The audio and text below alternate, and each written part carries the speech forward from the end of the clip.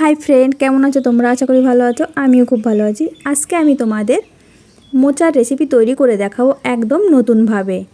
সব সময় একঘেয়েমি রান্না খেতে কারই বা ভালো লাগে বলো? তো নতুনভাবে যদি রান্না করা যায় তো নতুন নতুন টেস্ট পাবে আর খেতেও কিন্তু খুব ভালো লাগবে। তার জন্য কিন্তু ভিডিওটা দেখার অনুরোধ রইল শেষ পর্যন্ত। তো চলো আমি এই মোচাটা রান্না করতে কি কি নিয়েছি তোমাদের আমি দেখিয়ে দিচ্ছি।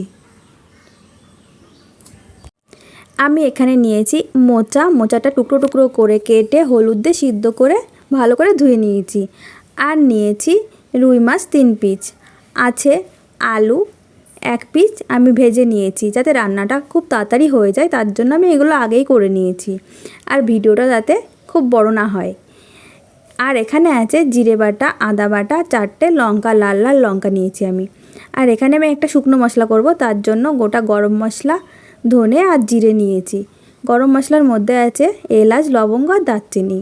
আর এখানে ফোড়নের জন্য নিয়েছি গোটা গরম মশলা, তেজপাতা আর জিরে। ফার্স্টে আমি একটা শুকনো মশলা করে নেব, তার জন্য আমি কড়াই গরম করে নিয়েছি ভালো করে। আর তার মধ্যে আমি দিয়ে দিলাম গোটা গরম মশলা, জিরে আর ধনে, যেটা আগেই আমি বলেছি। তো আমি এটা 1.5 মিনিট মতো টেলে নেব। তারপর আমি নামিয়ে ঠান্ডা করে আমি এটা গুঁড়ো করে নেব। এখন আমি কড়াইতে তেল দিয়ে দিলাম আর তেলটা ভালো করে গরম করে নেব। তারপর আমি ফোড়নের জন্য যে মশলাটা রেডি করে রেখেছিলাম, গোটা গরম মশলা, জিরে আর তেজপাতা দিয়ে দিলাম। আর এটা একটু ভেজে নেব। দিয়ে দিচ্ছি লবণ, কারণ খুবই তেল ছিটকাবে, তার জন্য আমি একটু লবণটা দিয়ে দিচ্ছি।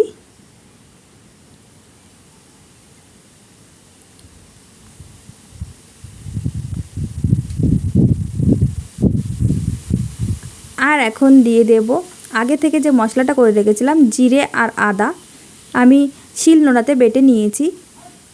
আর দিয়ে দিলাম মশলা ধোয়া জল, দিয়ে একটু নেড়ে নিচ্ছি। দিয়ে দেব হলুদ গুঁড়ো। এই রান্নাতে কিন্তু বাটা মশলাটাই খুব ভালো লাগে, চেষ্টা করবে শিলনোড়াতে বেটে নিতে। এখানে কিন্তু আমি পেঁয়াজ রসুন ইউজ করছি না, শুধু আদা আর জিরে বাটাই দিচ্ছি। আর দিয়ে দিচ্ছি লঙ্কা, এখানে তোমরা লঙ্কা গুঁড়ো ইউজ করতে পারো।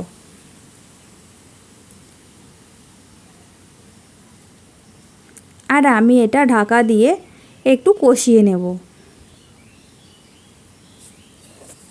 কিছুক্ষণ পর ঢাকনা খুলে দেখে নিচ্ছি, মশলাটা কিন্তু ভালোভাবে কষানো হয়ে গেছে। এখন আমি দিয়ে দেব আগে থেকে ভেজে রাখা আলু আর এই সিদ্ধ করে নেওয়া মোচা।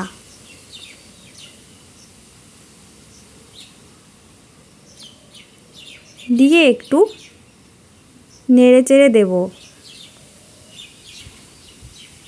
এখন দিয়ে দিচ্ছি সামান্য জল। এখানে আমি লবণ হলুদ আগে দিয়েছি, তাই এখন আর দিলাম না। এখন আমি ঢেকে একটু কষিয়ে নেব। কিছুক্ষণ পর ঢাকনা খুলে দেখে নিচ্ছি,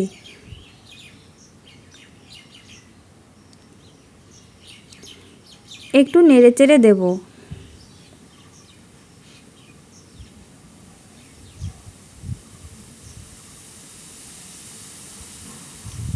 আর আমি আরও কিছুক্ষণ কষিয়ে নেব। কিছুক্ষণ পর ঢাকনা খুলে দেখে নিচ্ছি, আলু আর মোচা কিন্তু মশলার সাথে ভালো করেই কষানো হয়ে গেছে।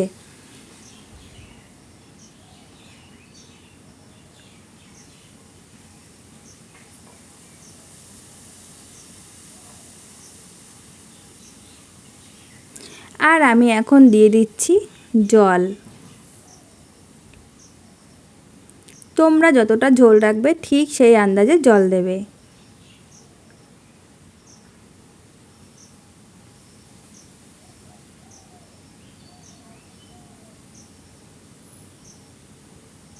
আমি এখন মাছও দিয়ে দেব।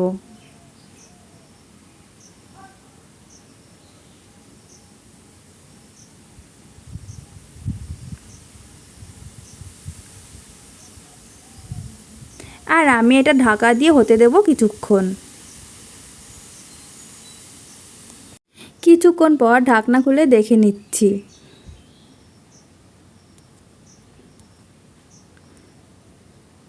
এখন দিয়ে দিচ্ছি সামান্য চিনি। এটা দিলে কিন্তু টেস্টটাই চেঞ্জ হয়ে যায়।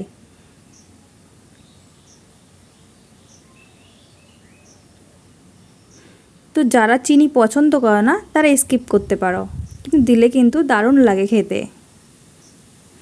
আর আমি আগে যে মশলাটা, শুকনো মশলাটা টেলে রেখেছিলাম, আমি ওটা গুঁড়ো করে নিয়েছি। পুরো মিহিভাবে করিনি, একটু গোটা গোটা আছে।